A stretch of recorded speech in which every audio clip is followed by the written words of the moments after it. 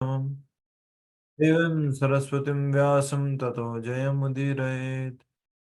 नष्टप्रायेषु भद्रेषु नित्यं भागवत सेवया भगवति उत्तम श्लोके भक्तिर्भवति नैष्ठिकी। मुखं करोति वाचालं पंगुं लंघयते गिरिं यत्कृपातमहं वन्दे श्रीगुरुदीनतारिणं परमानंद माधवं श्रीचैतन्यमीश्वरम्। हरे कृष्ण कृष्ण कृष्ण हरे हरे, हरे राम राम राम हरे हरे। हरे कृष्ण।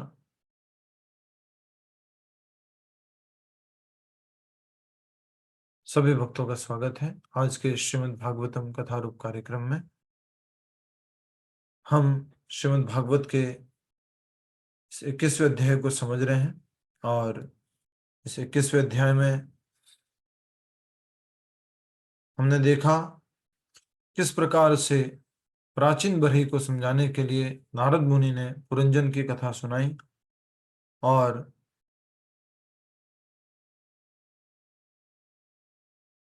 पुरंजन की कथा में जो पुरंजनी थी वो और कोई नहीं, हमारी स्वयं की बुद्धि थी। और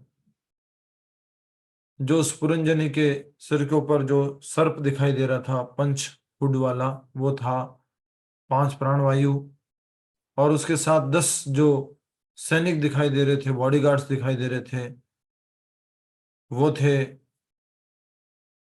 5 ज्ञानेंद्रिया और 5 कर्मेंद्रिया।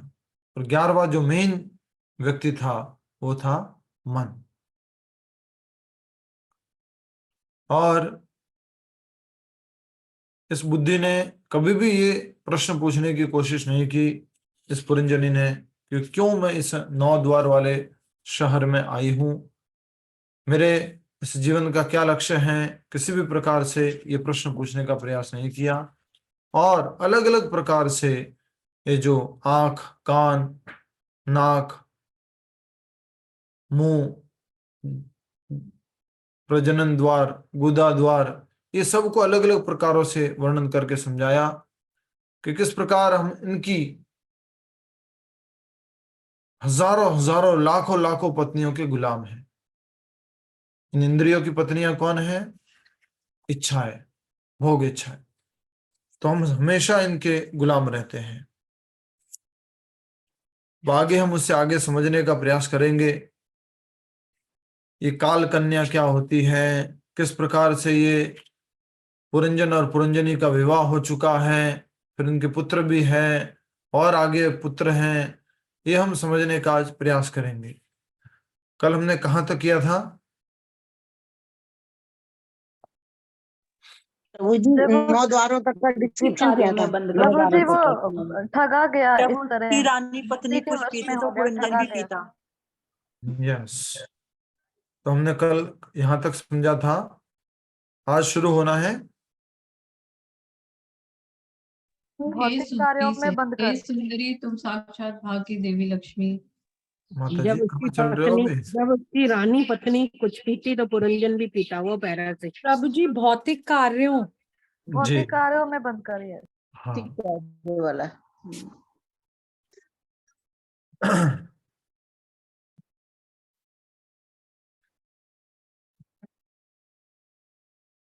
तो आज हम समझ रहे हैं यहां से कि जब 9 द्वार जो थे हमने पूरा समझ लिया था अलग अलग प्रकार से।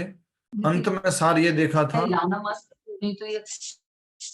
पूनम गर्ग माता जी माइक बंद कर दीजिए, धन्यवाद। राजा 2 अंधे व्यक्तियों का भी संग करता था। उनमें उनके नाम थे निर्वाक, पेशस्कृत, भुजाएं और पैर, जो न देख सकते और न बोल सकते। इन दोनों के साथ राजा अपने विभिन्न कार्य करने के लिए इधर उधर जाया करता था। कई बार वह अपने प्रमुख सेवक विश्वचिन अर्थात सब स्थान पर जाने वाला मन को क्या कहा गया है? विश्वचिन। बुद्धि क्या है? पुरंजनी। मन क्या है?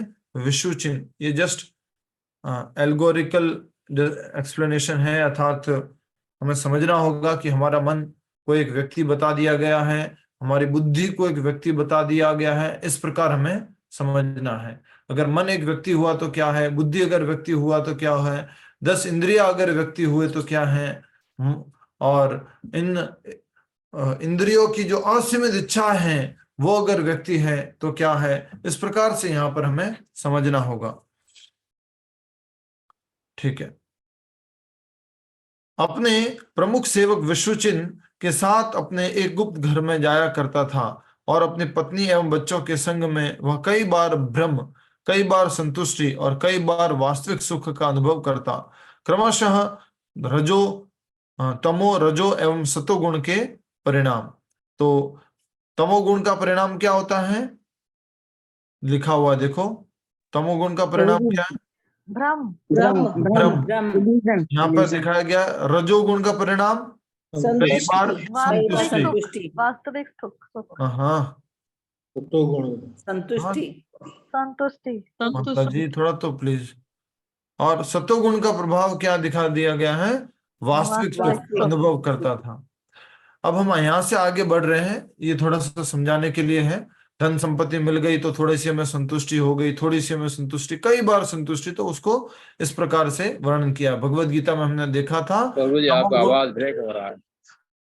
तमोगुण का मतलब क्या है, अज्ञान।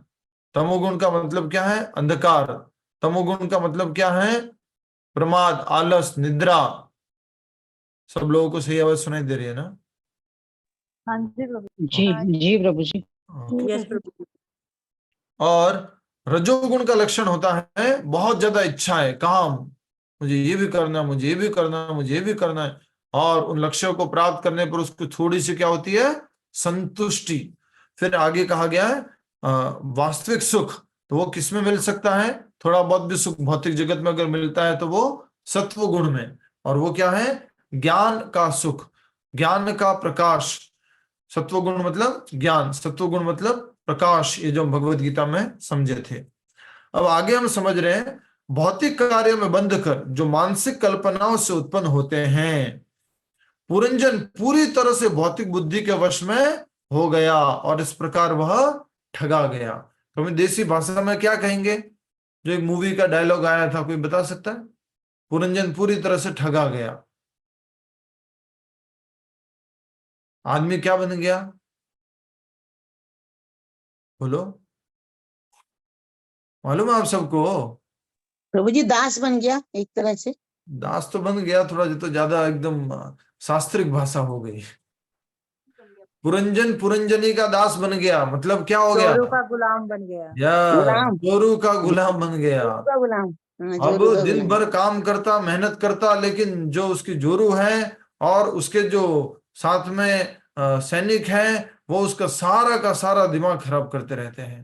तो इसको इस प्रकार से देखेंगे कि अब भौतिक कार्यों में बंध कर जो मानसिक कल्पनाओं से उत्पन्न होते हैं, पुरंजन पूरी तरह से भौतिक बुद्धि के वश में हो गया और इस प्रकार वह ठगा गया।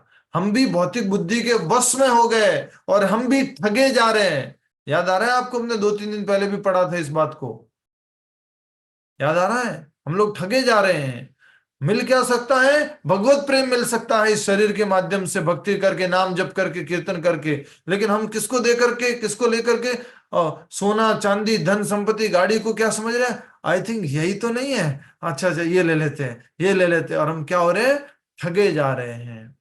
और थोड़ा सा एग्जाम्पल देने के लिए सरल भाषा में बोलूं तो वैकुंठ हमें मिलना चाहिए था, लेकिन रास्ते में क्या आ गया, माया ने दिखा दिया, स्वर्ग दिखा दिया। और स्वर्ग देखने के बाद हो इतना सुंदर नंदन कानन वन, अच्छा इतना सारा घूमने का स्थान, ये और जवान रहेंगे यहाँ पर, अच्छा यही लग रहा है वैकुंठ मुझे तो। और हम वहां पर गाड़ी से उतर जाते हैं और हम क्या क्या हो गए, हम ठगे गए। समझ में आ रहा है? ठगने का एग्जाम्पल दिया था मैंने आपको, कौन सा एग्जाम्पल दिया था? गांव से एक व्यक्ति आया था, क्या था? यस, वो बिल्डिंग के स्टोरीज गिन रहा था, वो माले गिन रहा था। और बाद में शहर वाला व्यक्ति आकर के बोलता, कितने माले गिने तुमने? एक माले का कम से कम 100 रुपए लगेगा गिनने का। अब मैं इसको बेवकूफ बनाता हूँ, मैंने गिने तो 20 है लेकिन 10 ही बनाता हूँ। तो मैंने तो 10 ही गिने, चलो लाओ 1000 रुपए दो। तो वो 1000 रुपए दे देता है और फिर वापस अपने शहर वाले मित्र के पास जाता है और बोलता है मालूम है आज तो मैंने शहर वाले को ठग दिया। बोले क्या हुआ?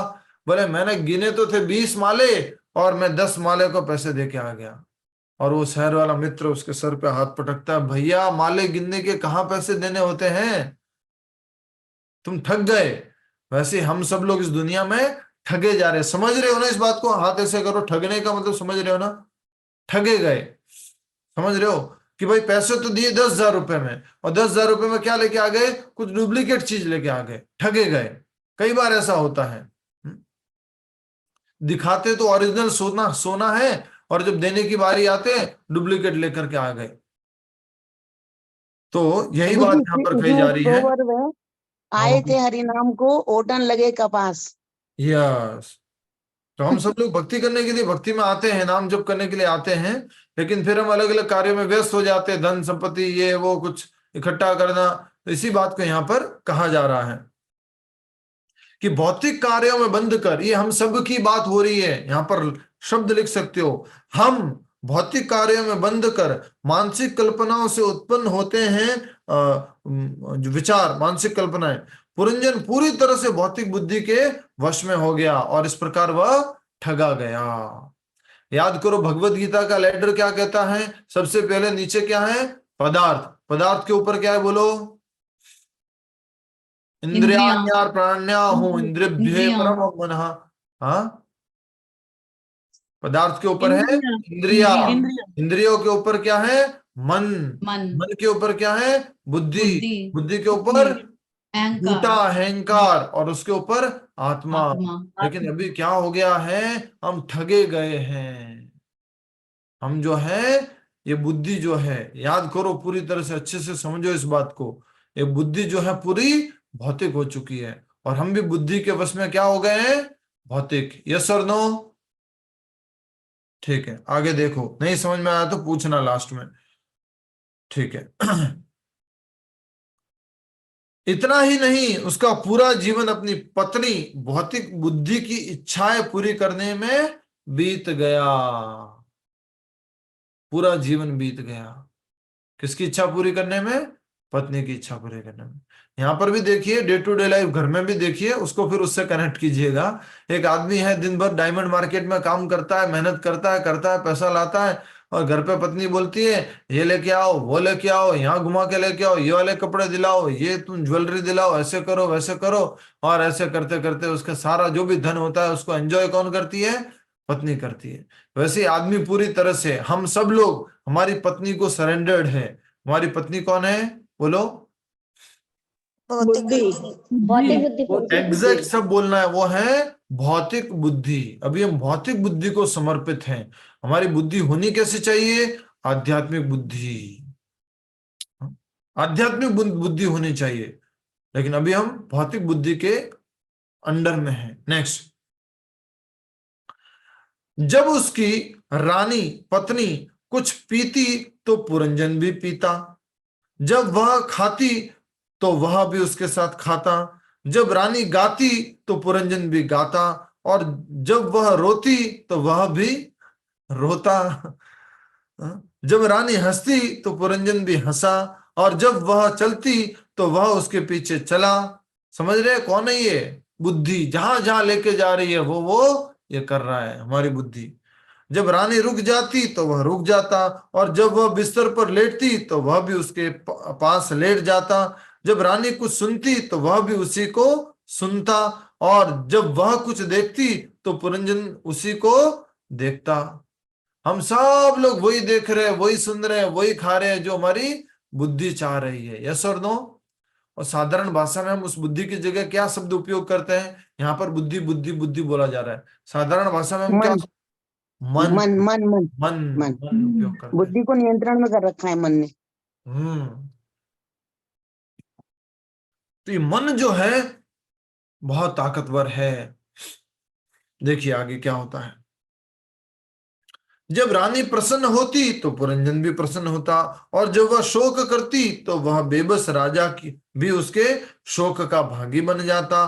आत्मा मन में स्थित रहती है और मन बुद्धि द्वारा संचालित होता है। आत्मा मन में स्थित रहती है, मतलब क्या हुआ?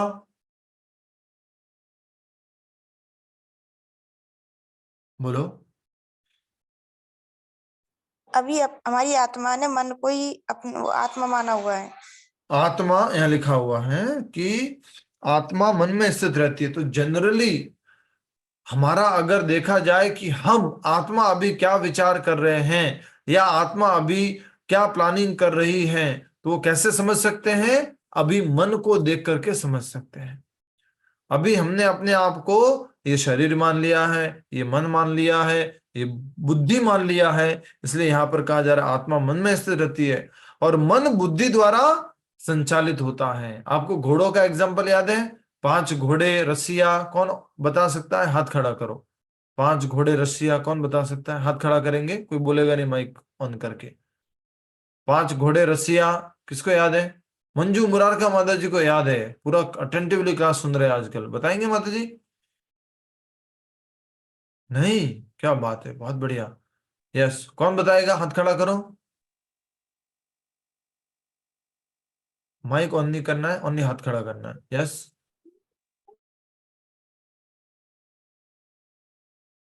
वृंदा माता जी बता रहे, बताइए माइक ऑन करके। हरे कृष्णा प्रभु जी।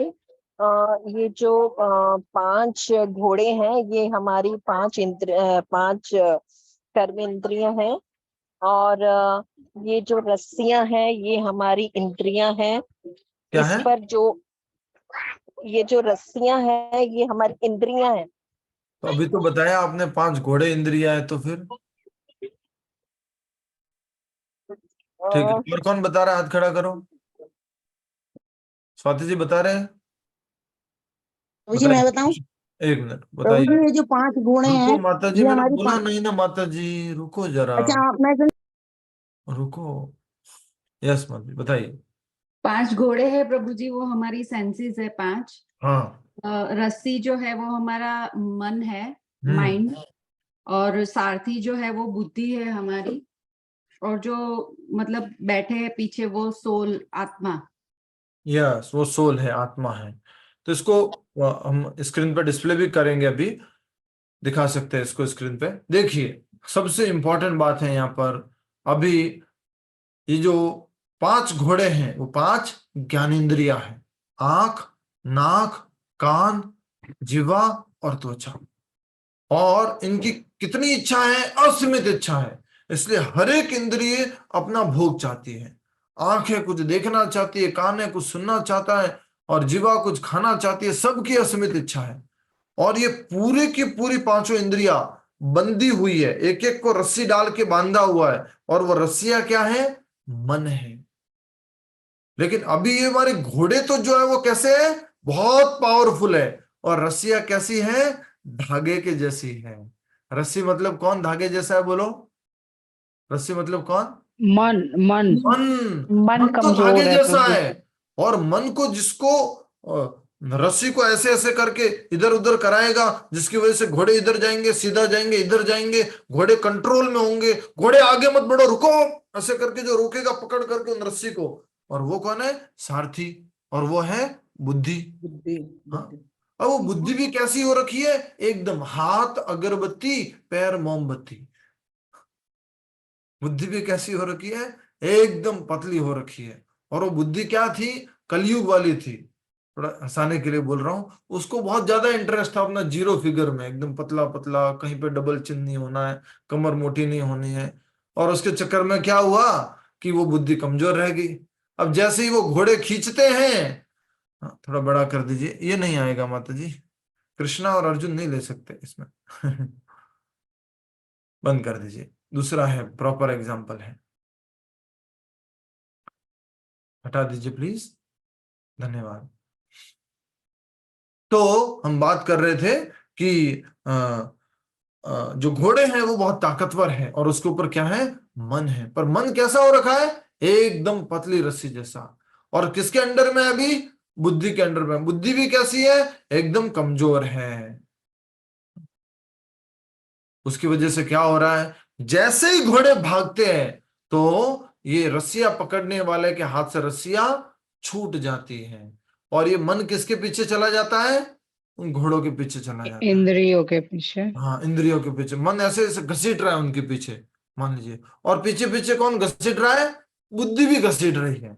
और पीछे पीछे किसकी हालत खराब हो रही है? हमारी हालत खराब हो रही है। और हम कौन? आत्मा। समझ में आ रहा है कि हमारी प्रॉब्लम है कहाँ? हम क्यों घसीट रहे इस दुनिया में, क्यों भटक रहे, हमारे साथ ये परेशानियां क्यों हो रही है? क्योंकि इंद्रियां इतनी ताकतवर हैं कि मन को भी खींच लिया है, बुद्धि को भी खींच लिया है, और हमारे को भी खींच लिया है। माता जी, आपको मैं प्रणाम करता हूँ। इसको बंद कर दीजिए। मैं बार बार कह रहा हूँ, कृष्ण और अर्जुन का एग्जाम्पल मत दिखाइए। बंद कर दीजिए प्लीज। धन्यवाद। मैं दिखा देता हूँ। प्रभु, ये जो भगवत गीता में जो बना हुआ है ना पिक्चर, वो गीता भी में, दिखाना। हाँ, गीता में साफ साफ है। भगवत गीता में। यस, मैं आपको स्क्रीन पर शेयर कर रहा हूँ। आपके पास अगर भगवत गीता है तो देख सकते हैं, और नहीं तो आप यहाँ पर देखिए स्क्रीन पे।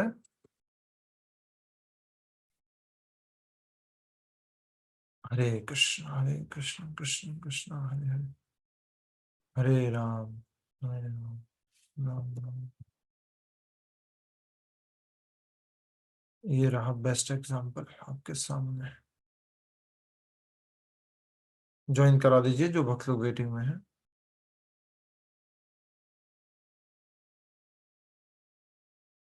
दिख रहा है आपको स्क्रीन पे सबको?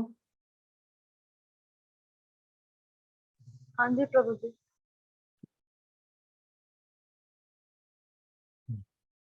ये देखिए, सब में एक एक घोड़ों में इंद्रियां दिख रही है आपको। पहला घोड़ा आंख, दूसरा नाक, तीसरा कान, तीसरा त्वचा, और चौथा और पांचवा क्या है? मुख, जीवा है। तो ये घोड़े इंद्रिया हो गए, और ये रस्सिया ये क्या है? मन है, और ये बुद्धि है। और ये घोड़े इधर उधर भाग रहे हैं, कंट्रोल नहीं कर पा रही है बुद्धि। तो टेंशन में, प्रॉब्लम में कौन है? ये आत्मा। आत्मा है। हम सब लोग हैं। तो हम सब लोग, ये कौन है बीच में? अगर ये पुरंजन की कथा सुनेंगे तो ये कौन है? ये बोलो, ये कौन है? पत्नी पुरंजनी। पुरंजनी। और ये कौन है? पुरंजन पुरंजन। पुरंजन। और ये घोड़े कौन है? युवती। ये हाँ, सेनापति। सेनापति। पुरंजनी के साथ वाले। फन वाले नाग। नहीं, पुरंजनी के साथ में 10 सैनिक। सेनापतियां। पुरंजनी के साथ में 10 मित्र। इंद्रिया प्रभु जी, इंद्रिया। अरे माता जी, please please please please mute कर दो, प्लीज म्यूट कर दो, सब म्यूट कर दो। कहाँ कहाँ से क्या क्या आवाजें आ रही है? ध्यान क्यों नहीं रखते आप लोग? एक जना बोल रहा है, एक जने को बोलने दो। वो गलत बोले तो फिर आप बोलना। तो ये 5 इंद्रिया जो है वो क्या है? इस पुरंजनी के साथ में चलने वाले 5 सैनिक। और 5 सैनिक कौन से थे? वो 5 कर्मेंद्रिया। तो ये 5 कर्मेंद्रिया ज्ञानेंद्रिया हो गई। और ये जो मन है वो क्या है? अभी अभी हमने नाम पढ़ा था, ये कौन है? विषुचिन्ह। विषुचिन्ह, जो इंद्रियों के साथ साथ ही बंधा हुआ भागता रहता है। और आखिरकार अब देखो, पहले तो क्या हो रहा था कि पहले तो घोड़े भगाते थे और पीछे बुद्धि भागती थी। अब कौन भगा रहा है? अब कौन भगा रहा है?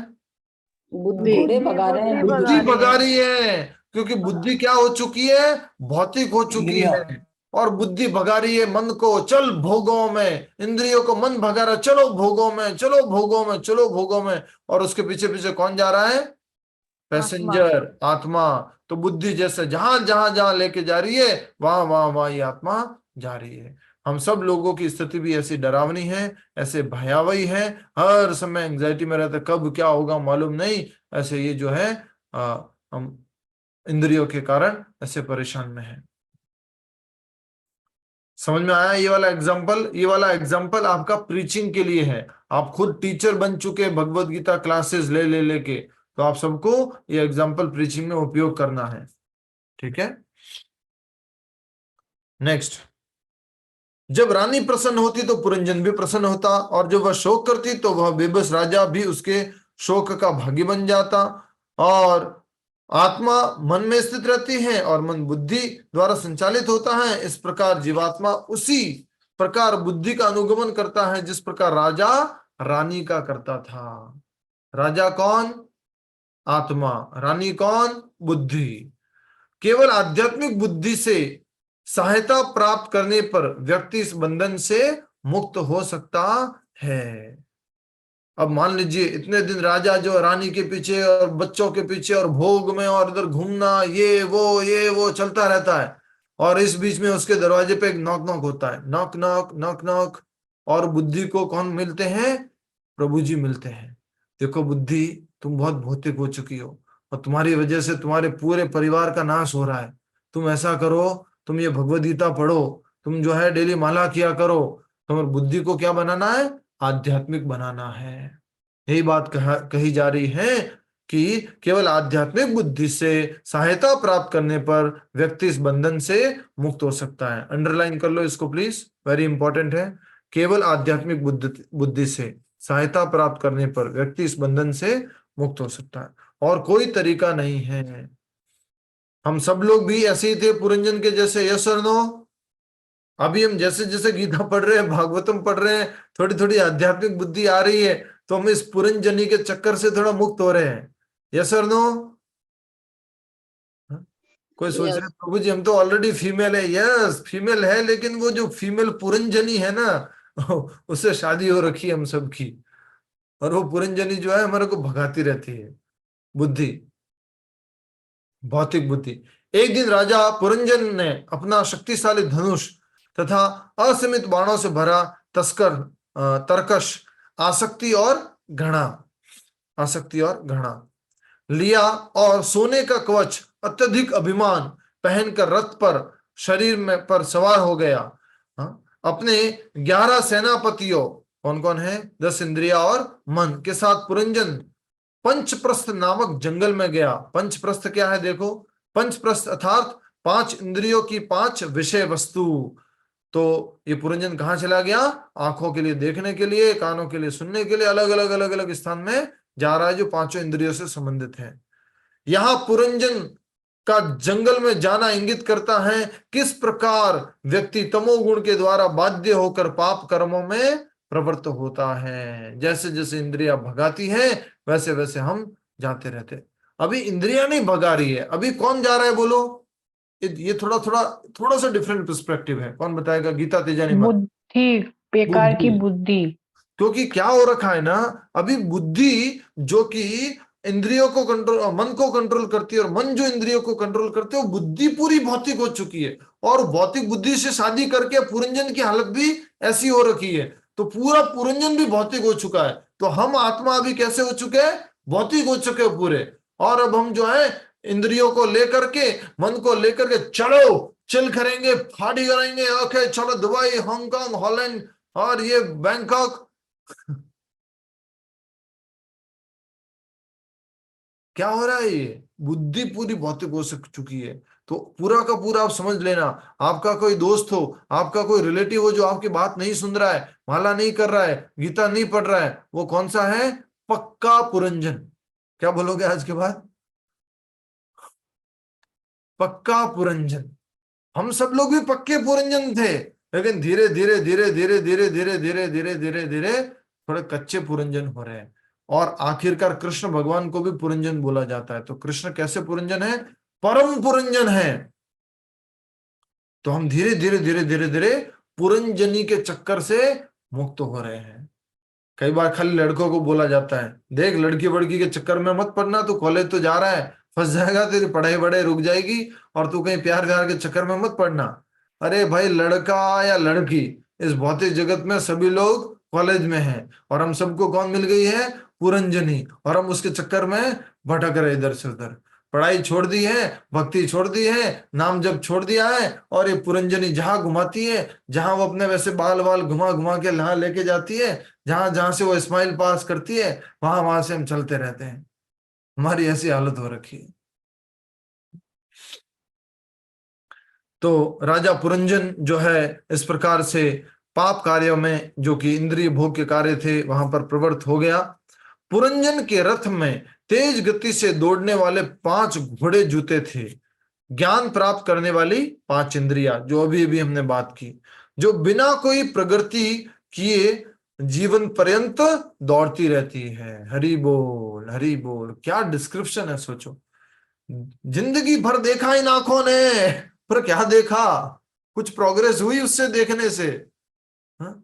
इन कानों ने खूब सुना, क्या सुना? ये न्यूज, वो न्यूज, ये मूवी, वो मूवी, ये सॉन्ग, वो सॉन्ग, या कॉमेडी नाइट्स विद दिस नाम नहीं लूंगा, या ये या वो, और क्या बस यही सुना। पैरों से कहां चल के गए हम? इधर गए, मॉल गए, मूवी गए, इधर गए। हाथों से क्या किया? खाने का सेवा किया, ये किया, वो किया। तो बहुत सुंदर डिस्क्रिप्शन दिया गया है कि जीवन पर्यंत बिना प्रगति किए दौड़ती रहती है, दौड़ती रहती है, दौड़ती रहती है। तो प्रभुपाद जी एक बहुत ही सुंदर उदाहरण देते हैं कि बंगाल में एक बार एक शादी थी, गांव में लाइट थी नहीं, शादी करके दूल्हा जो है दुल्हन को लेकर आ गया, बारात भी सारे साथ में आ गए, गंगा नदी पड़ती थी दोनों गांवों के बीच में, नाव में बैठ गए, शाम को 7 बज गए थे, अंधेरा होने लग गया था, नाव वाला व्यक्ति जो है नाव चलाने के लिए तैयार हुआ, सब लोग बैठ गए, सब खुशी खुशी एक दूसरे को देख रहे हैं, थोड़ा खाने पीने का सामान भी था, और नाव वाला जो दोनों वो पतवार होती है, क्या होती है वो, जो उसको लेकर के चलाना शुरू कर दिया। ऐसे ऐसे चला रहा है, पानी की आवाज आ रही है, चल रहा है, चल रहा है, सब लोग वो शादी वाले अपने उस मूड में हैं, बातें कर रहे हैं। और सुबह देखा तो नाव बोलो, वही खड़ी है, वही वही खड़ी है। वहीं खड़ी है। वही थी क्या हो गया भाई? पूरी रात नाव चलाई है, पानी की आवाज भी आ गई, ये क्या हो गया? हुआ क्या था? खुली लंगर से नहीं। बंधी वो रस्सी नहीं निकाली थी खिल्ले में से। रस्सी नहीं निकाली थी, वो लंगर जो खूंटा होता है, खूंटा गाय का जैसे खूंटा नहीं होता, वो खूंटा निकाला ही नहीं था, वो लंगर निकाला ही नहीं था। तो ऐसे ही हमारी जिंदगी पर हम भागते रहते हैं, ये देखा मैंने, वो देखा मैंने, ये खाया मैंने, वो पिया मैंने, इधर पार्टी की मैंने, उधर पार्टी की मैंने, इतने लोगों को दोस्त बनाया मैंने, ये। अरे भाई प्रोग्रेस क्या है अभी तक बताओ? पहले मैं थोड़ा थोड़ा शांत रहता था, अब बिल्कुल भी शांत नहीं रहता हूं। पहले मैं थोड़ा बहुत सुखी रहता था, अब हमेशा एंग्जाइटी में रहता हूं। उल्टा प्रोग्रेस क्या हो गई है? नेगेटिव हो गई है। तो कल परसों हम भगवद गीता क्लास में बता रहे थे, हम उच्च से तुच्छ में चले गए। कहां चले गए बोलो? उच्च से तुच्छ में। पहले हम ठीक ठीक थे, भोजन भी पूरा अच्छे से नियम पूर्वक खाते थे, सही भोजन खाते थे, सही लोगों से मिलते थे, सही गाने वगैरह कोई भी है तो सुनते थे, सही चर्चाएं करते थे। लेकिन अभी धीरे धीरे हम सो कॉल्ड हाई सोसाइटी वाले हो गए, और क्या हो गए? हम तो बढ़िया 2 करोड़ 3 करोड़ 4 करोड़ के अपार्टमेंट में रहते हैं, और every Saturday we have kitty, and this kitty we have some drink and this thing that thing, and ऐसे करते हैं, वैसे करते हैं, खाना वगैरह, और क्या हो गया? उल्टा डिग्रेडेड हो गया है, उच्च से तुच्छ हो गए हम। हमारा पहनावा तुच्छ हो गया, हमारा खाना तुच्छ हो गया, हम जो पहले देखते थे वो बहुत ज्यादा जो नहीं देखना चाहिए वैसी चीजें देख रहे हैं, तुच्छ हो गया, सुनना तुच्छ हो गया, सब कुछ तुच्छ होता जा रहा है। अभी वापिस हमें अपनी नेचुरल स्टेट में जाना है, वापिस हमें अपनी स्थिति पर जाना है, वापिस क्या करना है? तुच्छ से उच्च की तरफ जाना है। और बहुत डिफिकल्ट काम है, क्योंकि पानी जो है आसानी से ऊपर की नीचे बह जाता है, लेकिन नीचे से ऊपर लेके जाने के लिए मेहनत करनी पड़ती है, मोटर लगानी पड़ती है। एवरीडे 3 बजे क्लास में 3 से 4 बजे मोटर चलती है, इस मोटर में अपने आप को लगा लिया करो, थोड़ा थोड़ा तुच्छ से उच्च उच्च उच्च होते जाओगे। हरी बोल। यस, किसी और को कुछ कहना है? बताइए। प्रभु जी, आप करा रहे हो गीता, भगवत गीता का क्लास? कहां पर? आपने बोला ना अभी। मैं तो भागवत करा रहा हूँ। नहीं, आपने बोला ना क्लास में, गीता के क्लास जो में। हमने 2 साल 2.5 साल हमने की, तो अच्छा, उसके उसकी में। हाँ, ओके। गीता अभी वापस दूसरे प्रभु जी ने शुरू की, ऊपर वो सुबह सुबह 6 बजे, अगर आप जानते होंगे तो, रामतीर्थ प्रभु जी करा रहे हैं। हाँ, तो कहने का अर्थ है कि अभी हम जो तुच्छ से उच्च की तरफ जाने का प्रयास कर रहे हैं, और पूरी दुनिया ज्यादा पैसा कमा करके, धन कमा करके क्या कर रही है? उल्टा उच्च से कहाँ जा रही है? तुच्छ में जा रही है। हम एक बहुत बड़े परिवार में गए, वहां देखा इतना धन संपत्ति वैभव, इतना बड़ा घर परिवार है, लेकिन सुनने में आया कि उनका बेटा ये करता है, उनकी बहू ये करती है, उनके बच्चे ऐसे हैं, और इस तरह से वो पूरा, समझिए।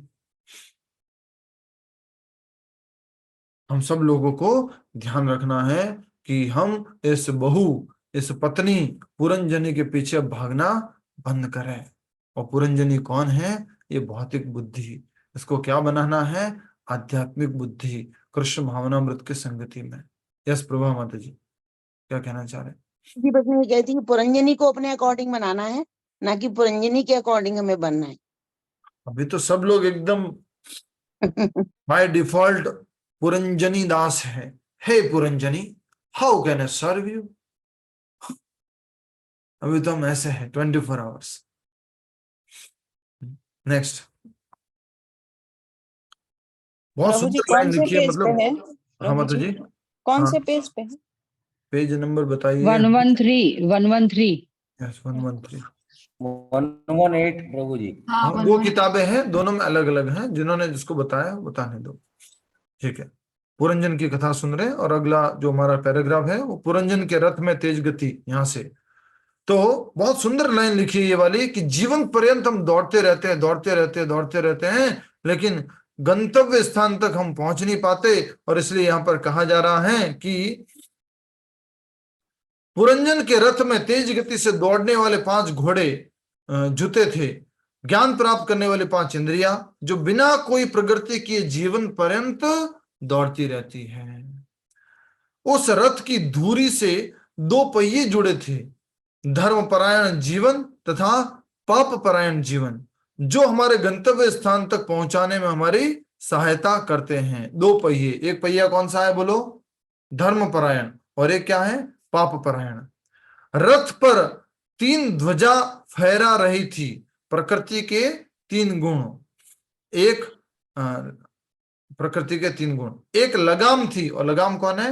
मन। सारथी, एक सारथी परमात्मा अथवा बुद्धि। तो अभी इस केस में कौन है? बुद्धि, जो हम अभी भी पढ़ चुके हैं। बैठने का एक स्थान, हृदय, डंडे जिनसे घोड़े की रहड़ी बंधी थी, शोक एवं मोह द्वंद्व जो हमारे बंधन के कारण हैं। और 7 आवरण थे, त्वचा, मांसपेशियां, मांस, रक्त, मज्जा, अस्थि और वीर्य। ये सब पूरा इस शरीर के बारे में बताया जा रहा है। शरीर के 7 आवरण हैं। क्या क्या है? त्वचा है, उसके अंदर क्या है? मांसपेशियां है, उसके अंदर क्या है? मांस है, उसके अंदर क्या है? रक्त है, मज्जा है, और सबसे सूक्ष्म जो तत्व है वो क्या है? वीर्य। राजा ने रथ पर 2 विस्फोटक बाण रखे हुए थे, मिथ्या अहंकार के रूप के 2 रूप, मैं और मेरा। विस्फोटक बाण, मैं और मेरा, जो 5 विभिन्न प्रकार के कार्य करते, 5 कर्मेंद्रियों के कार्यकलाप, अर्थात मेरे हाथों द्वारा ये काम, मेरे पैरों द्वारा ये काम, ये मेरा है, ये मेरा है, ये मेरा है, ये मेरा है। 5 कर्मेंद्रियां कौन कौन सी है? कौन बताएगा? हाथ खड़ा करो। 5 कर्मेंद्रियां समझ चुके हैं, बार बार ये टॉपिक आ रहा है, रिवाइज करो अपने आप को, गीता क्लासेस में अच्छे से पढ़ चुके हैं। डॉक्टर रेशमा माता जी, 5 कर्मेंद्रियां।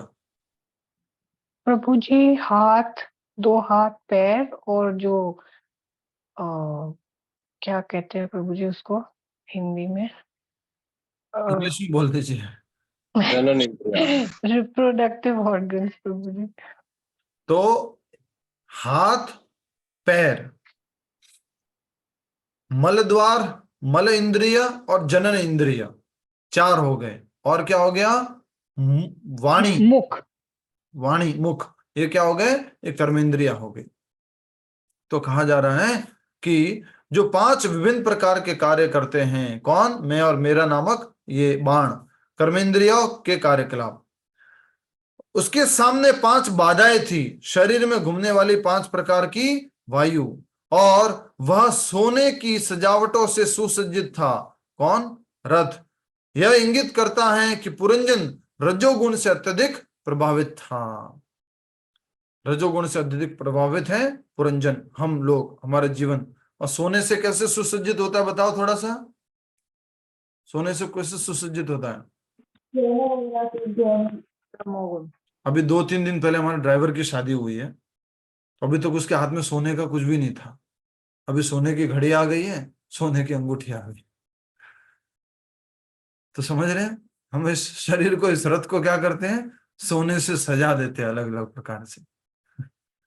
यही बात कही जा रही है, वो रजोगुण को इंगित करता है। इससे स्पष्ट होता है कि किस प्रकार जीवात्मा भौतिक शरीर रूपी पिंजरे में कैद है और प्रकृति के गुणों से बाध्य होकर कार्य करता है। नारद मुनि राजा प्राचीन बरहिषित के समक्ष सिद्ध करना चाहते थे कि यद्यपि वे स्वयं को बहुत धर्म परायण मानते हैं, वास्तव में वे प्रकृति के तीनों गुणों के वशीभूत होकर कार्य कर रहे हैं। विशेष रूप से उनके द्वारा किए जाने वाले पशु यज्ञ उन्हें इसी संसार में बांध कर रखने वाले हैं। तो पशु यज्ञ क्या कर रहे थे? मात्र पशु बलि चढ़ाने उनका उद्देश्य था, पशु हत्या करना उनका उद्देश्य था। सहारा किसका ले रहे थे? पशु बलि का, यज्ञ का सहारा ले रहे थे। तो पुरंजन जो है उसकी कथा सुना करके ये प्राचीन बरहिषित है उसको समझाने की कोशिश कर रहे हैं। इस कथा में पुरंजन कौन है एग्जैक्टली बताना है अब।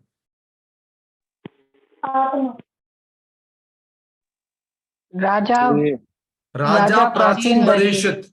ये राजा प्राचीन बरहिषित कौन है? स्वयं पुरंजन है। और हम सब लोग कौन है? पुरंजन है। और किसके पीछे भाग रहे हैं? पुरंजनी के पीछे भाग रहे हैं। पुरंजनी क्या है? भौतिक बुद्धि। और उस पुरंजनी के कितने सैनिक हैं और आगे काम करने वाले? 10 खास करके सैनिक हैं, 5 ज्ञानेंद्रिया, 5 कर्मेंद्रिया। और उनका सबसे मॉनिटर कौन है? वो मन है। और इन 5 सैनिकों के कितनी पत्नियां हैं? 10 सैनिकों की अनगिनत पत्नियां हैं। इतनी इच्छा है, कुछ सीमा ही नहीं है। नेक्स्ट।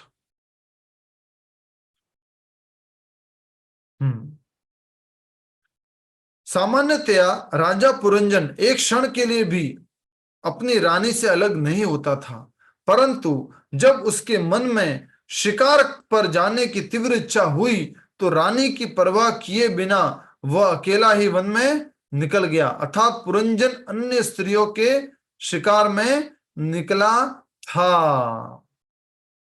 अत्यधिक घमंड और कामुक इच्छाओं से आसुरी प्रभाव से ग्रस्त पुरंजन का हृदय अत्यंत कठोर और निर्दयी हो गया और वह अपने तीक्ष्ण बाणों से बिना कोई विचार किए निरही पशुओं का वध करने लगा। यह निर्विवाद है कि क्षत्रियों को कुछ पशुओं की हत्या करने तथा यज्ञ में उनकी आहुति देने के पश्चात उनका मांस खाने की अनुमति है।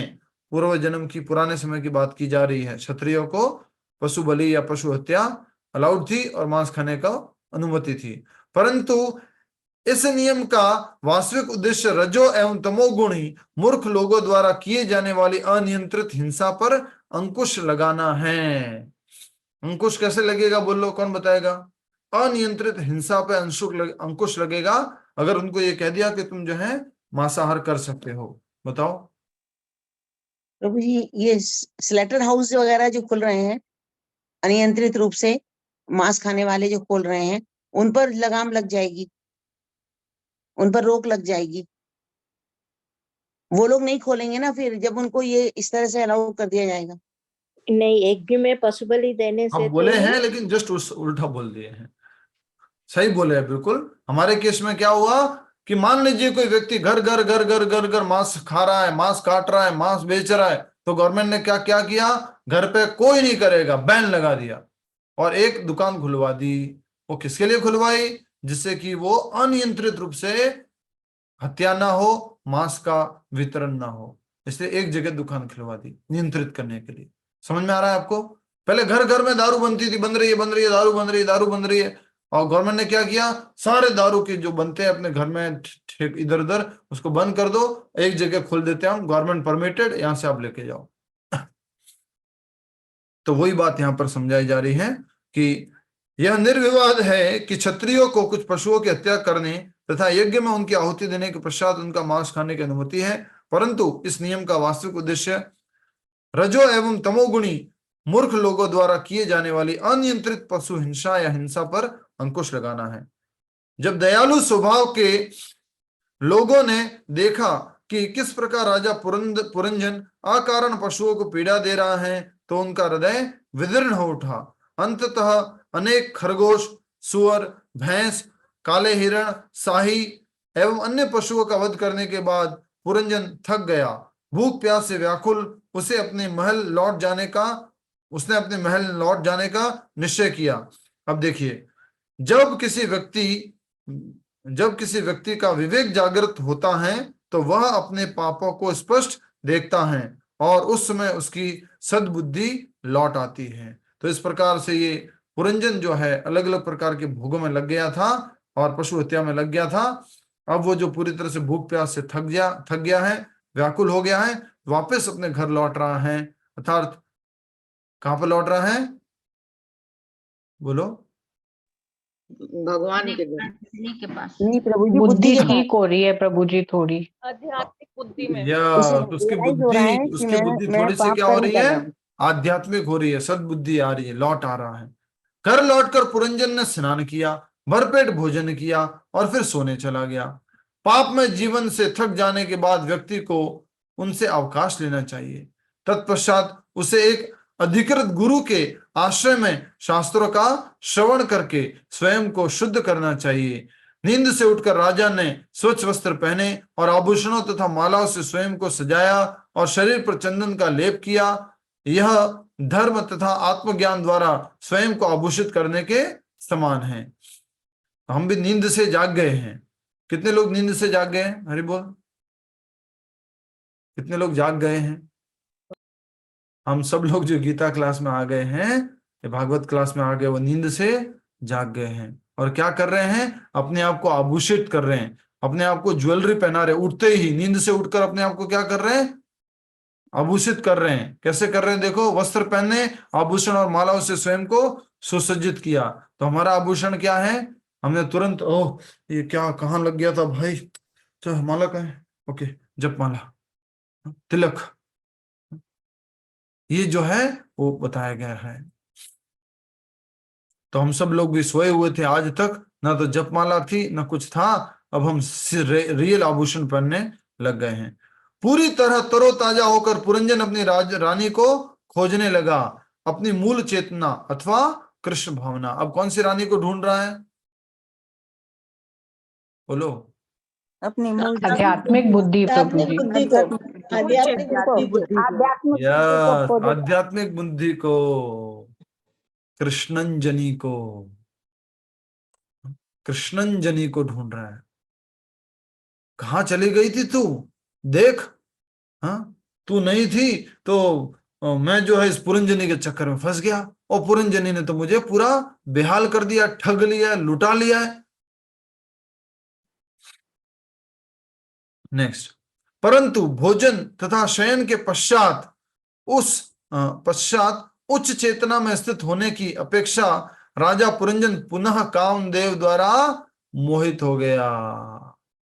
माला किया तब तक तो ठीक है, क्लास सुना तब तक तो ठीक है, उच्च चेतना में थे, लेकिन जैसे ही फिर खाने की इच्छा हुई, सोने की इच्छा हुई, तो फिर से कौन सी पत्नी के पास चला गया?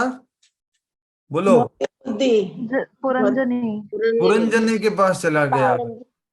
और हमारी सबकी भी यही हालत है। हम खुद की बात बताएं, एग्जाम्पल के तौर पे कह रहा हूं कि सुबह सुबह उठ गए फटाफट से, चलो मंगला आरती है, फटाफट तैयार हो गए, ठंडे पानी से नहा लिया, और कॉलेज के टाइम में थोड़ा जोश जोश में, और फिर माला कर ली, और उसके बाद में डांस भी कर लिया, कीर्तन भी कर लिया, उसके बाद थक गए। और ये कृष्णंजनी का काम बहुत हो गया, अब थोड़ा पुरंजनी का काम करते हैं। मतलब कहाँ पे चले जाते थे? बिस्तर में। और फिर मान लीजिए 11 बजे सुबह सोए तो आराम से 3, 4, 5 बजे उठना, ऐसी हालत थी। तो यही बात यहाँ पर की जा रही है। परंतु भोजन तथा शयन के पश्चात उच्च चेतना में स्थित होने की अपेक्षा राजा पुरंजन पुनः कामदेव द्वारा मोहित हो गया। वह फिर से अपनी पत्नी की खोज करने लगा और उसे ग्रस्त जीवन के प्रत्येक पहलू से में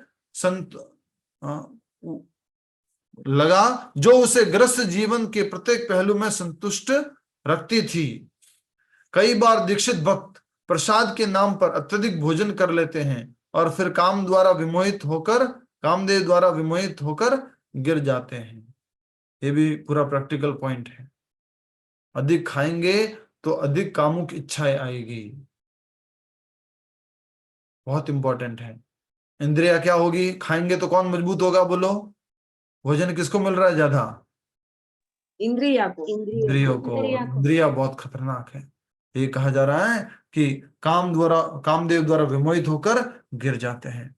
परंतु भोजन पर भी जब पुरंजन अपनी रानी को नहीं खोजने पर भी जब बहुत खोजने पर भी पुरंजन अपनी रानी को नहीं खोज पाया तो वह अत्यधिक चिंतित हो उठा। यह घर की दासियों से पूछने लगा, हे सुंदरियों, क्या तुम सब अपनी स्वामिनी सहित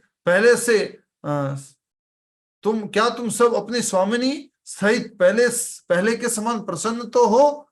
भक्तों के संग में प्रसन्नचित होने के बाद व्यक्ति अपने मन से जिज्ञासा करने लगता है कि वह किस प्रकार अपनी मूल एवं स्थिर चेतना को पुनः प्राप्त कर सकता है। न जाने क्यों मुझे घर गृहस्थी की साज सामग्रियां पहले जैसा सुख नहीं दे रही। यदि मैं प्रेम करने वाली माता तथा पतिव्रता पत्नी यदि घर में प्रेम करने वाली माता तथा पतिव्रता पत्नी न हो तो वह घर बिना पहियों वाले रथ के समान है। भला कौन मूर्ख उस बेकार रथ पर बैठेगा। मैं जीवन के इस भयावह सागर में डूब रहा था। जरा बताओ वह सुंदरी कहाँ गई जिसने प्रत्येक पग पर सद्बुद्धि देकर मुझे उस सागर से उबारा था। एक अच्छी पत्नी पुरुष के विवेक को बनाए रखने में उसकी सहायता करती है और परिणाम स्वरूप पुरुष सांसारिक जीवन की अनेक भयावह परिस्थितियों से बच जाता है। स्थायी बुद्धि की बात हो रही है लास्ट में, सद्बुद्धि।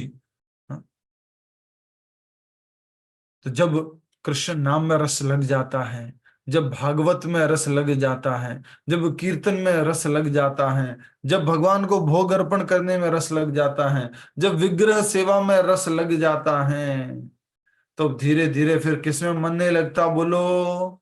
जिनके साथ प्रैक्टिकल हुआ है वो उत्तर देंगे, ठीक है। जिनके साथ प्रैक्टिकल अगर लाइफ में चेंज ऐसा हुआ है तो वो बोलते जाइए। अब प्रभु जी उनमें मन नहीं लगता, किसमें? प्रभु जी पार्टीज जाने में या इधर उधर वो Middle चीजों में affair. मन नहीं लगता। भौतिक बातों में भी मन नहीं लगता प्रभु जी। भौतिक बातों में मन नहीं लगता। अरे नहीं, घर से बाहर निकलने का बुद्धि में मन नहीं लगता। घर से बाहर फालतू चीजों के लिए नहीं निकलने का मन करता। शॉपिंग में, भौतिक शॉपिंग, अननेसेसरी शॉपिंग नहीं, अभी तो पूरी नहीं गई प्रभु जी। फोन पे बात करने का मन नहीं होता, फालतू की बातें करने का मन नहीं फालतू की बातें नहीं करते, ठीक बात है। तो ये कहने का अर्थ है यहाँ पर कि जब हम भक्ति में आ जाते हैं, उच्च स्वाद को मालूम कर लेते हैं, उच्च स्वाद ले लेते हैं, तो धीरे धीरे निम्न स्वाद छूटता जाता है। रसोवर्जम रसोप्यस्य परम दृष्ट्वा निवर्तते। भगवद गीता का कौन सा श्लोक है? दूसरे अध्याय का बोलो।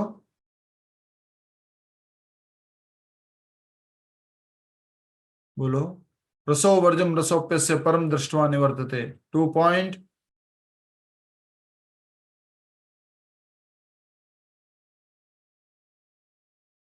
कितना समय? 2.59 प्रभु जी। विषय 59। 59 तो नहीं है।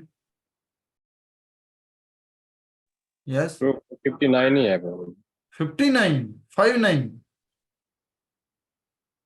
पढ़िए, क्या श्लोक है? पढ़िए, जल्दी पढ़ो प्लीज, टाइम बचाते हुए। कोई भी पढ़ो। विनिवर्तन्ते निराहारस्य देहिना रसवर्जनम रसोप्यस्य परम दृष्टा निवर्तते। तो ये 59वां श्लोक है माता जी। यस प्रभु जी, ठीक है, 59। बिल्कुल ठीक है। जी जी प्रभु। Thank you. थोड़ा कोई 49 बोला, कोई 59 बोला तो हम भी कंफ्यूज हो गए। यस, 59 का नंबर का ये श्लोक है।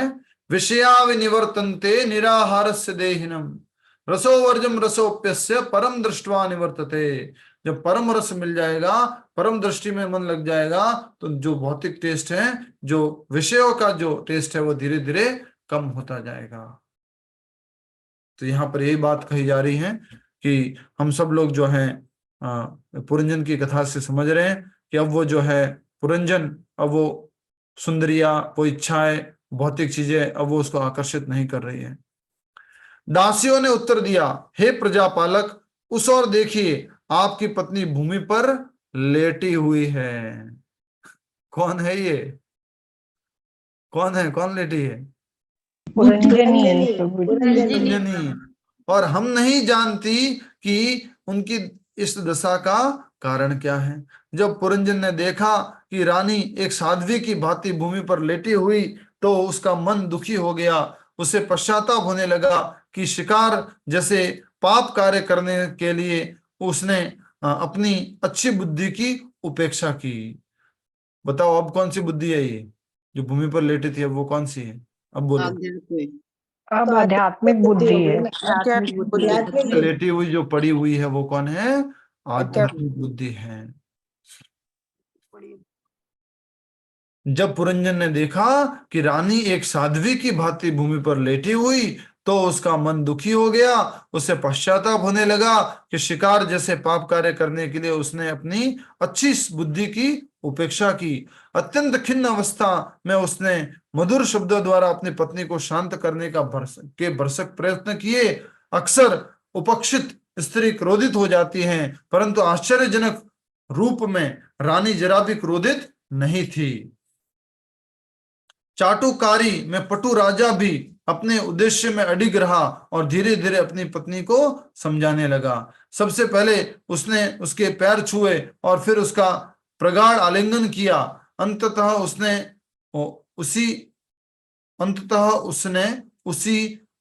उसे अपनी गोद में बैठा लिया और कहा, अपने पूर्व पाप कार्यों पर सच्चा पश्चाताप करने के पश्चात व्यक्ति को चाहिए कि वह गुरु के चरणों का स्पर्श करके तथा चेतना को कृष्ण भावना के स्तर तक ऊपर उठाए और फिर भक्ति का निरूपण करते हुए गुरु को प्रसन्न करे। देखो कितना इंपॉर्टेंट बात बोला है। गुरु परमात्मा या गुरु, तो उनको प्रणाम करके अब उनके आदेशानुसार अपने भक्ति का निरूपण करें अर्थात भक्ति का अभ्यास करें। हे प्रिया, यदि एक स्वामी किसी सेवक को स्वीकार तो करता है परंतु उसके दोषों के लिए उसे दंडित नहीं करता, तब यह मानना चाहिए कि वह सेवक अत्यंत ही दुर्भागा है। जब स्वामी सेवक को दंडित करता है तो सेवक को चाहिए कि उस दंड को स्वामी की विशेष कृपा के रूप में देखे और उस पर क्रोधित न हो। एक स्त्रीणपति अपनी पत्नी की बाह्य सौंदर्य से आकर्षित होकर उसका परम आज्ञाकारी दास बनने का प्रयास करता है। हे शुभांगी, कृपया अपने क्रोध को त्याग दो और प्रेम भरी दृष्टि से केवल एक बार मेरी ओर देखो। मैं तुम्हारे सुंदर मुस्कुराते चेहरे को देखता हूं और तुम्हारी मधुर वाणी सुनता हूं तो मैं पूरी तरह मोहित होकर तुम्हारा ऋणी बन जाता हूं। पुरंजन अपनी पत्नी की मूल सुंदरता को जागृत करने का प्रयास कर रहा है। उसी प्रकार व्यक्ति को अपनी मूल कृष्ण भावनामृत को जागने का प्रयास करना चाहिए जो अत्यंत सुंदर है। क्या बात है, हरि बोल हरि बोल। एक दो बार और पढ़ना चाहिए इसको। और यदि किसी व्यक्ति ने तुम्हारे हृदय को चोट पहुंचाई है तो मैं उसे तत्क्षण दंडित करने के लिए तैयार हूं, बशर्ते वह ब्राह्मण या वैष्णव नहीं हो। तो यहाँ पर ये भी बात है कि ब्राह्मण और वैष्णव को राजा दंडित नहीं करते हैं। हे मनस्विनी, मैंने कभी भी तुम्हारे मुख को बिंदी एवं अंगराग आदि से विहीन नहीं देखा और न ही मैंने तुम्हें कभी इतना निस्तेज और निराश नहीं देखा। समझ में आ रहा है किसकी बात हो रही है? ये कौन है? आध्यात्मिक बुद्धि, सुबुद्धि। हे मनस्विनी, मैंने कभी तुम्हारे मुख को बिना बिंदी और अंगराग के नहीं देखा है। तुम हमेशा सुंदर रहती हो, लेकिन अभी क्या हो गया ये तुम्हें? नहीं, मैंने तुम्हें कभी इतना निस्तेज और निराश देखा। जब व्यक्ति की चेतना कृष्ण के विचारों से नहीं सजी होती तो वह निराश और निस्तेज हो जाती है। अंडरलाइन करो, हमारे विचार कृष्ण भावनामृत होने चाहिए तो हमारा मन, हमारी बुद्धि, हमारी चेतना तेज वाली होगी। अपनी पापमय इच्छाओं के कारण मैं तुम्हारी अनुमति के बिना जंगल में चला गया। ऐसा करके निश्चित ही मैंने तुम्हारे प्रति अपराध किया। अब तुम मुझे अपना दास ही समझो और मेरे साथ मन चाहा व्यवहार करो, बस मुझसे प्रसन्न हो जाओ। मैं अत्यंत दुखी हूं और कामदेव के बाणों से मर्माहत मेरा मन काम वासनाओं से भर गया है। भला ऐसी कौन सी सुंदरी होगी जो अपने कामुक पति को छोड़कर उसके साथ सहवास करने से मना करेगी। इस प्रकार अपने पति को भ्रमित करके और उसे अपने नियंत्रण में लाकर रानी स्नान करने चली गई। उसने सुंदर वस्त्र पहने और भोजन करके पुरंजन के पास लौट आई। अपनी रूपवती पत्नी के मनोहारी मुख को देखकर राजा पुरंजन ने आदर पूर्वक उसका स्वागत किया और रानी ने भी प्रेम पूर्वक उसे गले से लगा लिया। तत्पश्चात एकांत स्थान में रानी ने पुरंजन के साथ संभोग करके उसे पूरी तरह संतुष्ट कर दिया। जब व्यक्ति की बुद्धि का सदुपयोग होता है तो बुद्धि एवं बुद्धिमान व्यक्ति दोनों संतोषजनक रूप से एक दूसरे का आनंद लेते हैं। ये वो क्या बोल सकते हैं, एल्गोरिकल एक्सप्लेनेशन है, तो आप समझ सकते हैं कि जो राजा है वो आत्मा है और जो बुद्धि है, जो जिसके साथ में अभी वो रहा, जिसके साथ भोजन किया, जिसके साथ वो भी भोग किया, वो कौन है? आध्यात्मिक बुद्धि। समझिए, समझाने के लिए बताया गया। हमें भी कौन सी बुद्धि में रमना है? अधिक से अधिक किसके साथ समय बिताना है? आध्यात्मिक बुद्धि के साथ में समय बिताना है। ठीक है।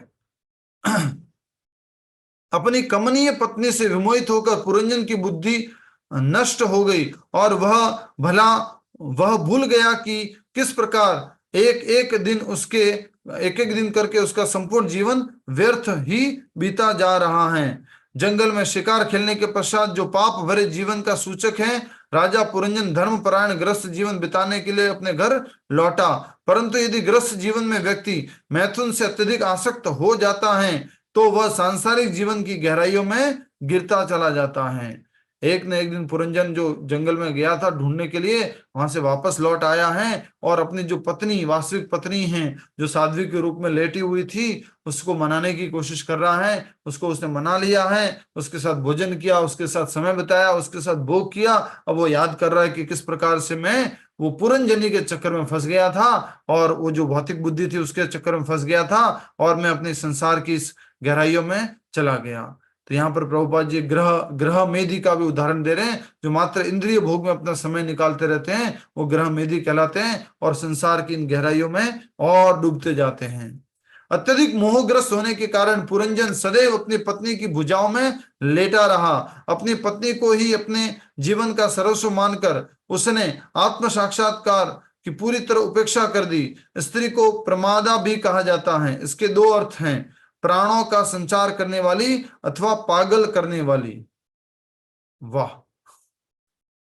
भाई, सबको बता देना ये अर्थ, जितने भी पुरुष लोग हैं उनको सबको बता देना, माता लोग अपने बच्चों को बता देना। स्त्री को प्रमादा भी कहा जाता है, प्राणों का संचार करने वाली अथवा पागल करने वाली। दूसरे शब्दों में एक सुंदर पत्नी उत्तान तथा पतन दोनों का कारण बन सकती है। या तो भक्ति में सहयोग करेगी, नहीं तो पतन का कारण बन जाएगी, भौतिक जीवन के कार्य में उसको व्यस्त रखेगी। तो आगे और बचा हुआ है और इसको हम कल एक बार करने का प्रयास करेंगे। आगे वाला एक आध और कुछ पढ़ना है। नारद मुनि ने कहा वहां तक, उसके लिए पहले तक पढ़ लेते हैं। कामुक चित्त से के साथ पुरंजन ने अपनी पत्नी पुरंजनी के गर्भ से 1100 पुत्र तथा 110 पुत्री उत्पन्न की और इस प्रकार उसकी युवावस्था ऐसे बीत गई मानो एक क्षण ही बीता हो। फिर अपने वंश को बढ़ाने की इच्छा से पुरंजन ने अपने सब बच्चों का विवाह कर दिया, जिससे शीघ्र ही पांचाल नगरी उसके पोतों नातियों से भर जाए। वह नगर पुरंजन के शरीर का प्रतिनिधित्व करता है और उसके पुत्र और पौत्र उसके पाप एवं पुण्य कर्म के फलों का। दूसरे शब्दों में, जब जीवात्मा मैथुन से आकर्षित हो जाता है तो वह सैकड़ों हजारों कर्मों तथा उनके फलों में बंध जाता है। मैथुन क्रिया से आसक्त हो गए तो अलग अलग प्रकार के कर्म बंधनों में फंस गए। तो ये सब कौन है? 1100 पुत्र और ये पुत्रियां, ये सब भौतिक भोग के परिणाम हैं। ऐसे जैसे जैसे उसके पुत्र पौत्र बढ़ने लगे, वे मिलकर पुरंजन की उस धन संपत्ति को व्यर्थ कार्य में लुटाने लगे, जिससे वह बहुत अत्यधिक आसक्त था। तो आगे और पढ़ेंगे। बीच में थोड़ा सा सद्बुद्धि आई थी और सद्बुद्धि के बारे में बताया गया था। फिर से बताया गया था कि पुरंजन कैसे, सद्बुद्धि को बता रहा है पुरंजन कि कैसे मैं उस कुबुद्धि के कारण, उस पुरंजनी के कारण मैं लुटाता गया, मैं ठगाता गया। ठीक है, हरे कृष्ण। तो कोई प्रश्न है? कोई प्रश्न? कमला भाटिया माता जी कुछ कह रहे हैं? और कोई? प्रभु जी, वो जो लास्ट में अभी आपने बताया कि 1100 बच्चे वाला, तो वो मतलब आध्यात्मिक बुद्धि से नहीं है, वो जो पुरानी नहीं, पुराने की बात याद हो रही है, पुरानी यादें कर रहे हैं पुरंजन कि जो कुबुद्धि थी, जो पुरंजनी थी, उसके कारण मुझे क्या क्या हुआ और कैसे कैसे ये सारे अलग अलग प्रकार के पुत्र और पुत्रियां हुए। 1100 तो पाप हुए ना प्रभु जी, और 110 पुत्रियां मतलब पुण्य। यहाँ कहा जा रहा है कि ये पुत्र और पुत्रियां कौन है, तो यहाँ लिखा हुआ है, क्या लिखा ये हुआ है? दोनों पाप ही है इसमें। पुरंजन अपनी पत्नी पुरंजनी के गर्भ से, यहाँ साफ साफ लिखा हुआ पुरंजनी, यहाँ पर वो सुबुद्धि नहीं है, पुरानी बात कही जा रही है। 1100 पुत्र तथा 110 पुत्री, और इस प्रकार उसकी युवावस्था ऐसे बीत गई मानो एक क्षण बीता हो। फिर अपने वंश को बढ़ाने की इच्छा से पुरंजन ने अपने सब बच्चों का विवाह कर दिया, जिससे शीघ्र ही पंचाल नगरी उसके पोतों और नातियों से भर जाए। वह नगर पुरंजन के शरीर का प्रतिनिधित्व करता है और उसके पुत्र और पुत्री नहीं, पुत्र और पौत्र पाप और पुण्य कर्मों के फल है। ठीक है, दूसरे शब्दों में जब जीवात्मा मैथुन जीवन से आकर्षित हो जाता है तो सैकड़ों हजारों कर्मों तथा उनके फलों में बंध जाता है। जैसे जैसे उसके पुत्र पौत्र बड़े होने लगे, वे मिलकर पुरंजन की उस धन संपत्ति को व्यर्थ के कार्य में लुटाने लगे, जिससे वह बहुत अधिक आसक्त था। ठीक है, माला जप करते हैं। माला कौन करवाएंगे? हरे कृष्ण। भक्ति सिद्धांत सरस्वती महाराज की जय। उनका प्रार्थना मंत्र तो एटलीस्ट हम सब लोग बोल सकते हैं। प्रभुपाद जी के गुरु जी हैं, जिनकी आज्ञा पर प्रभुपाद जी पूरी दुनिया में भ्रमण किए। उनकी एक कथा तो आप सबको मालूम ही है कि वो कितने डिटरमाइन थे। उनके गुरुजी या उनके पिताजी, उनका नाम है भक्ति विनोद ठाकुर महाराज, उन्होंने जब बोला उनको बचपन में, जब 3-4 साल की उम्र के थे, उन्होंने मैंगो खा लिया, बिना पूछे बिना भोग लगाए खा लिया। उस उम्र में उन्होंने क्या डिसाइड कर लिया कि जीवन भर मैंगो नहीं खाऊंगा। प्रभुपाद जी कहते हैं हम उनके सामने कभी कभी मैंगो लेकर वगैरह जाते थे तो वो कहते थे आई एम ए ऑफेंडर, मैंने ऑफेंस किया है, आई एम ए ऑफेंडर, मैं नहीं खाऊंगा मैंगो। इतना डिटर्मिनेशन था। बचपन का नाम क्या था? बचपन का नाम भक्ति सिद्धांत सरस्वती महाराज का विमल प्रसाद। विमल प्रसाद, एस्ट्रोलॉजी के एक्सपर्ट, शास्त्रों में एक्सपर्ट, संस्कृत के एक्सपर्ट। जब भक्ति विनोद ठाकुर महाराज तबीयत खराब होने की वजह से नहीं जा पाए थे ब्राह्मणों और वैष्णवों से चर्चा करने के लिए, तो भक्ति सिद्धांत सरस्वती महाराज गए थे। पहले तो गुजराती ब्राह्मणों का बहुत गुणगान किया, उसके बाद उन्होंने अच्छे से उनको सुनाया। फिर बाद में पूरी जितने भी सभा में लोग थे उन सबने उनको धन्यवाद दिया, उनका जय जयकार किया।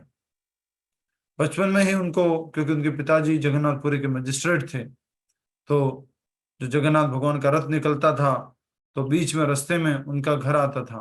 आज भी वो स्थान है जो कि भक्ति सिद्धांत सरस्वती महाराज के जन्म स्थान है, गौड़ीय मठ है, जो जगन्नाथपुरी में मेन रोड पर आता है। तो वहां से वो उनकी पत्नी उनको लेके आई बाहर, छोटे से बालक को, और उनके वहां पर वो रथ रोका और वो रथ के ऊपर गई, और जैसे रथ के सामने भगवान के सामने अपने बेटे को विमल प्रसाद को रखा तो जगन्नाथ जी की माला उनके ऊपर गिर गई। उसकी कृपा मानी और फिर वो इस प्रकार से बोले ये भगवान जगन्नाथ के प्रचार कार्य में लगेंगे, भक्ति में लगेंगे। तो बस बचपन से वो नैष्ठिक ब्रह्मचारी रहे और जीवन भर कृष्ण भावनामृत का प्रचार किया। बहुत सारी लीला है, मैं आज कुछ वीडियोस भी शेयर करूंगा। आप में से कुछ भक्त लोग ऐड ऑन करना चाहते हैं छोटा छोटा, जो कि आप जैसे भक्तों को अप्रिशिएबल लगे, अप्रिशिएट कर सकते हैं, तो शेयर कर सकते हैं। हरे कृष्णा प्रभु जी, दंडवत प्रणाम। हरे कृष्णा, हरे कृष्णा। भक्ति सिद्धांत सरस्वती जी का जो प्रणति मंत्र है, मैं वो बोलना चाहता हूँ, अगर आपकी इजाजत यस यस यस, वही बोलने वाले थे हम। कराइए। नहीं, प्लीज आप करिए प्रभु जी, आपके साथ ही बोलेंगे फिर। ठीक है, तो मैं पूरा प्रणाम मंत्र बुलवा रहा हूँ, आप स्क्रीन पे देख सकते हैं। भक्ति सिद्धांत सरस्वती महाराज का प्रणाम मंत्र। आज उनका आविर्भाव दिवस है। नमः विष्णुपादाय। प्रणाम मंत्र।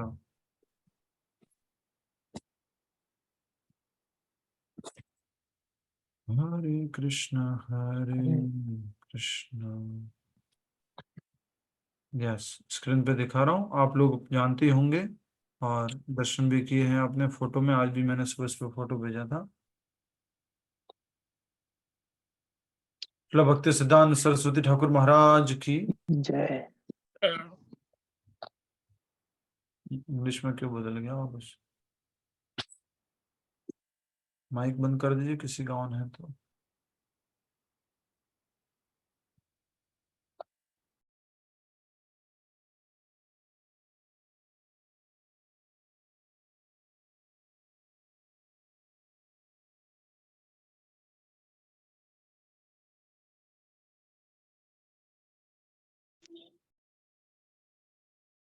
नमो ओम विष्णुपादाय कृष्ण प्रेष्ठाय भूतले श्रीमते भक्ति सिद्धांत सरस्वती नामिने। अनुवाद। मैं उनकी दिव्य कृपा भक्ति सिद्धांत सरस्वती को, जो भगवान कृष्ण को बहुत प्रिय हैं, उनके चरण कमलों में आश्रय लेकर अपनी सादर श्रद्धांजलि अर्पित करता हूँ।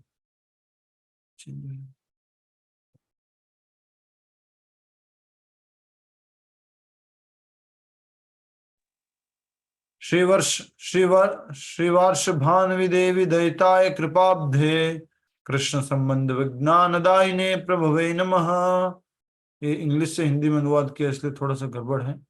मैं श्रीवार्ष भान्वी देवी दयिता दास श्रील भक्ति सिद्धांत सरस्वती का दूसरा नाम को अपना आदर पूर्वक प्रणाम करता हूँ, जो श्रीमती राधा रानी के कृपा पात्र हैं और जो दिव्य दया के सागर और कृष्ण के विज्ञान के उद्धारक हैं।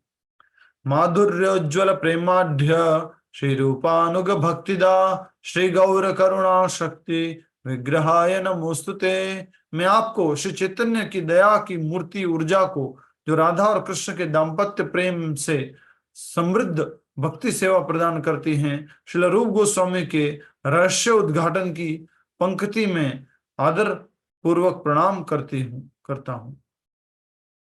नमस्ते गौरवाणी श्रीमूर्ते दीन तारिणे रूपानुग विरुद्धाप सिद्धांत धांतहारिणे। मैं आपको सादर प्रणाम करता हूं, जो भगवान चैतन्य की मूर्त शिक्षाएं हैं। आप पतित आत्मा को उद्धार करता हैं। आप ऐसे किसी भी कथन को बर्दाश्त नहीं करते जो श्रील रूप गोस्वामी द्वारा प्रतिपादित भक्ति सेवा की शिक्षाओं के विरुद्ध हैं। श्रील भक्ति सिद्धांत सरस्वती ठाकुर महाराज की जय। हरे कृष्ण। ठीक है, किसी और को कुछ कहना है? हरे कृष्णा प्रभु जी। हरे कृष्णा। प्रभु जी, ये पता करना है कब आप नेक्स्ट कब आएंगे और कब से क्लासेस शुरू होंगी? क्लास कंटिन्यू रहेगी, उसमें रीडिंग चलेगा, एवरीडे रीडिंग चलेगी। आप सबको एक एक को मौका मिलेगा, सबको रीडिंग करना है जो भी पिछले अध्याय अभी तक किए हैं। और अंत में बाद में एग्जाम भी होगा, इसका संक्षिप्त एग्जाम होगा, सरल एग्जाम होगा, और कुछ होमवर्क भी दिया जाएगा आपको।